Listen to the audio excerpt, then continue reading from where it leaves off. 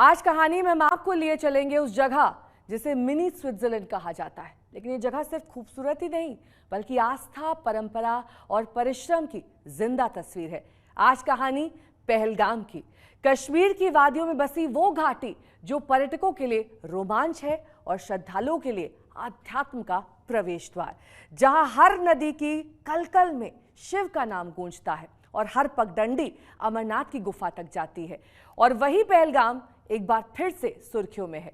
कहानी में आज बात उस पहलगाम की भक्ति की भी, प्रकृति की भी और आतंक के साए की भी। 28 लोगों की जान चली गई, कई अभी भी घायल हैं। इस टाइम पहली बार पूरे कश्मीर ने आह्वान किया है बंद। यही वो लोकेशन है जहां ये हमला हुआ।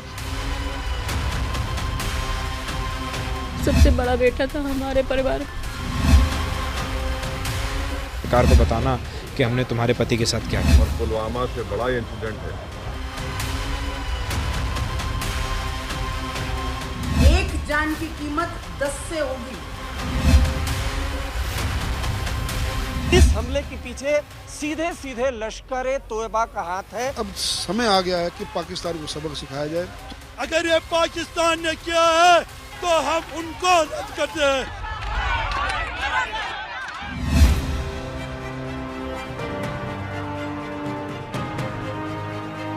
अब आतंकियों की बची खुची जमीन को भी मिट्टी में मिलाने का समय आ गया है।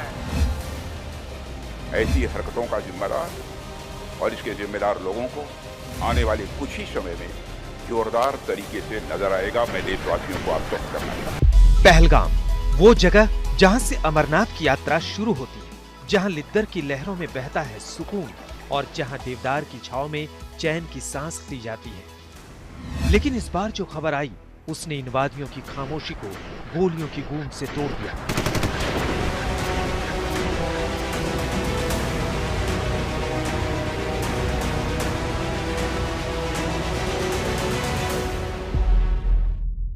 बीच में किसने मारा? कौन मार दिया मेरे लाल को? मेरे जिगर के टुकड़े को हमसे छीन लिया। मेरे लाल को हमसे छीन लिया। इतना अच्छा लड़का। भाई जैसे आप गए, आपसे पूछा कि भाई ये क्या है, कौन हो, क्या हो, हिंदू है, ये जैसे पूछ रहे थे तो फिर वो उसको देख के वो टारगेट कर रहे थे। पूछ के टारगेट किया गया है। भाई साहब का निधन हो गया है और इन्हें नाम पूछकर गोली मारी गई। जिस प्रकार से कि आप अगर नाम बता रहे हैं अपना तो उसके धर्म देख के वहाँ पे गोली मारी गई है। उन्होंने चुन चुन के गोली मारी और भैया को गोली मार दी। उनकी बिटिया और भाभी को छोड़ दिया। क्यों छोड़ दिया? कि मोदी सरकार को संदेश देना है। इसलिए परिवार में की मोदी सरकार को संदेश देना है कि देखो हम कैसे हिंदू पे मार रहे, आप क्या कर सकते हो। एक शांत पहलगाम को दहलाने की कोशिश हुई एक आतंकी हमले के जरिए। ऐसी ही कार्रवाई पाकिस्तान के साथ की जाए, उनके तभी हम इसका बदला लिया जाएगा। अभी शादी हुई थी इनकी, 4 दिन पहले रिसेप्शन थी। सारी गली में खुशी का माहौल था। ये जानकारी मिली कि आतंकवादियों ने उनको पूछ के गोली मार दी है। गोलीबारी में शुभम भैया को गोली लग गई है। उस समय तक उन लोगों को भी पुष्टि नहीं थी कि गोली मतलब कहाँ लगी, क्या लगी, कैसे क्या हुआ। उसके करीबन 15-20 मिनट बाद जब मेरी भाभी से बात हुई तब उन्होंने मुझे बताया कि शुभम को गोली मार दी है और सर के पास गोली मार दी है। आतंकवादियों ने गोली मारते समय कुछ भाभी से कुछ कहा भी था, कुछ वार्निंग भी दी थी या भाभी ने कुछ निवेदन किया? उनसे कहा था कि हम आपको इसलिए जिंदा छोड़ रहे हैं ताकि आप जाकर के अपनी सरकार को बता सकें कि हमने आपके साथ क्या किया। इस हमले में न सिर्फ इंसानी जान को निशाना बनाया बल्कि उस अमन और भरोसे को भी जिसे यहाँ के लोगों ने सालों की मेहनत से कमाया था।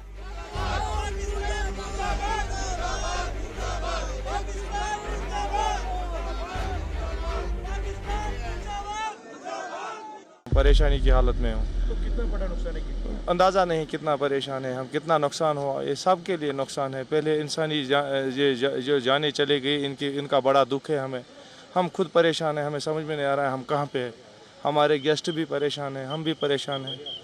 हाँ, तो गलत हुआ, ऐसा नहीं होना चाहिए था। गलत हुआ, बहुत गलत हुआ, ऐसा नहीं होना चाहिए। बहुत बड़ा नुकसान हुआ सर, बहुत परेशानी है, काम भी हमारा चला गया, पूरा हमारी बर्बादी हो चुकी है सर, इसकी वजह से पूरा ख़त्म हो चुका, हमारी रोज़ी भी ख़त्म हो चुकी है सर। बस ये कहना चाहते हैं हमारे कुछ इंसाफ हो जाए, ऐसा नहीं होना चाहिए, बस ऐसा नहीं होना चाहिए।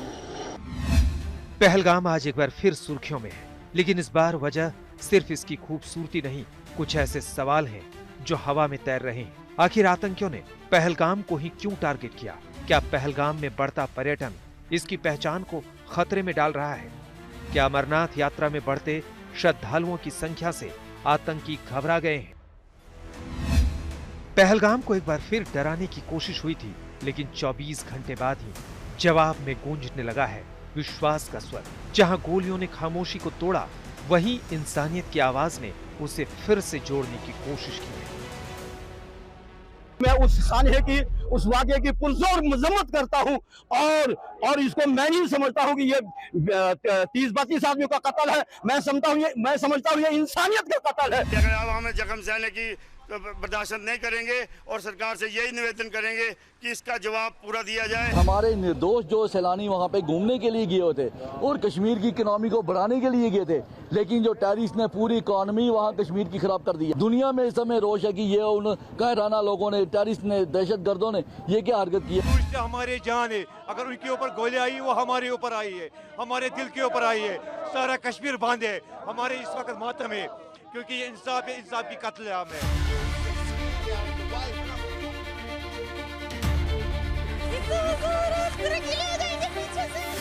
जब धरती पर जन्नत की कल्पना होती है तो जहन में जो तस्वीर उभरती है वो कश्मीर की होती है, और कश्मीर की इस खूबसूरत तस्वीर का सबसे शानदार हिस्सा है पहलगाम।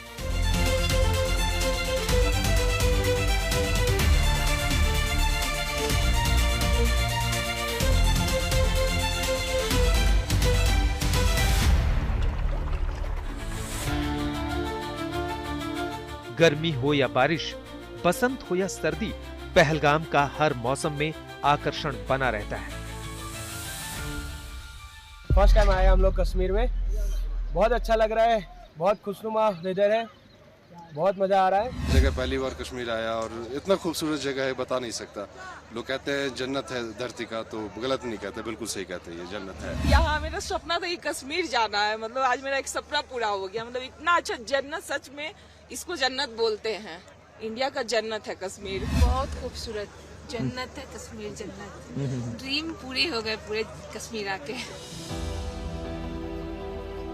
पहलगाम वो जगह है जहां प्रकृति ने अपनी सबसे खूबसूरत तस्वीर उकेरी है, जहां नदियां गाती हैं, पहाड़ मुस्कुराते हैं और वादियां हर आने वाले को बाहें फैलाकर गले लगाती हैं।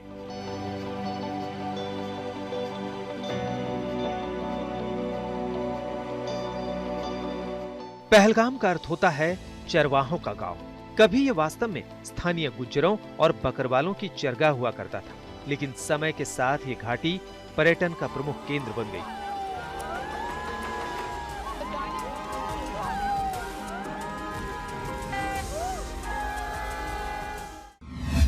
पहलगाम जम्मू और कश्मीर के अनंतनाग जिले में एक शांत और दिल को छू लेने वाला स्टेशन है। श्रीनगर से लगभग 95 किलोमीटर की दूरी पर स्थित ये स्थान समुद्र तल से करीब 7,200 फीट की ऊंचाई पर बसा है। पहलगाम को कश्मीर की सबसे खूबसूरत जगह माना जाता है। पहलगाम यानी वैली ऑफ द शेपर्ड्स या फिर चरवाहों की घाटी, और ये नाम इसको इसलिए मिला क्योंकि एक ज़माने आपको सिर्फ यहाँ चरवाहे मिलते, भेड़ बकरियाँ मिलती। यहाँ के मीडोज बहुत अच्छे थे जो शेपर्ड्स के लिए, और इसीलिए वो अपनी भेड़ बकरियाँ लेके यहाँ घूमते थे।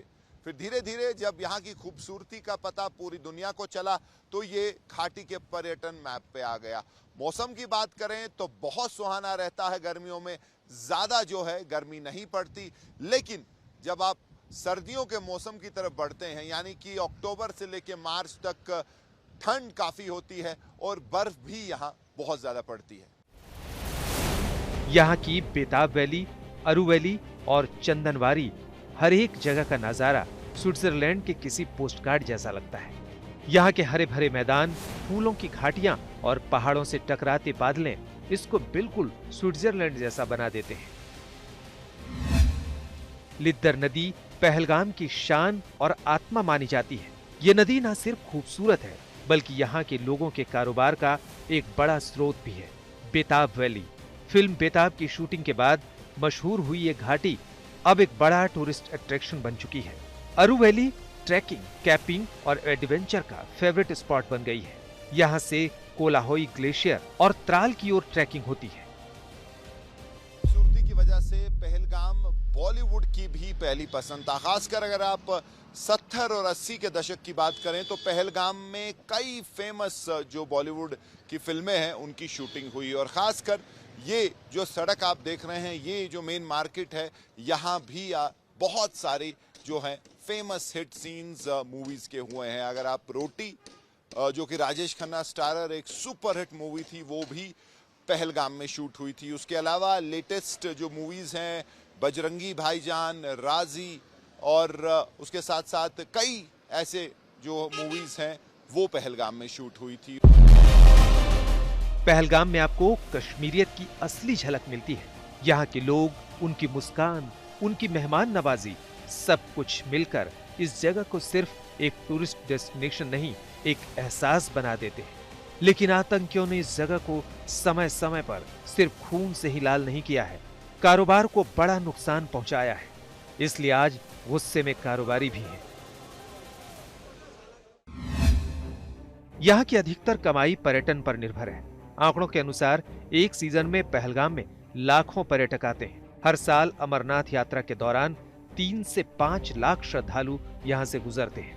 पहलगाम में हर साल 200 से 250 करोड़ रुपए का टूरिज्म कारोबार होता है। लगभग 70% स्थानीय परिवार किसी न किसी रूप में टूरिज्म से जुड़े हैं। ट्राउट फिशिंग और हैंडीक्राफ्ट से भी करोड़ों का कारोबार होता है।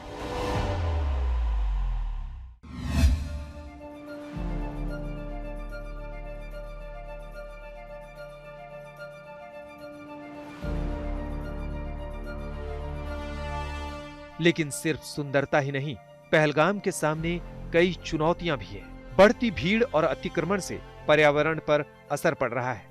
लेकिन आज भी पहलगाम सिर्फ एक हिल स्टेशन नहीं, ये एक अनुभव है। एक ऐसी जगह जहां इंसान प्रकृति के सबसे करीब होता है, जहां नदियां दिल की तरह धड़कती है और घाटियां आत्मा को सुकून देती है।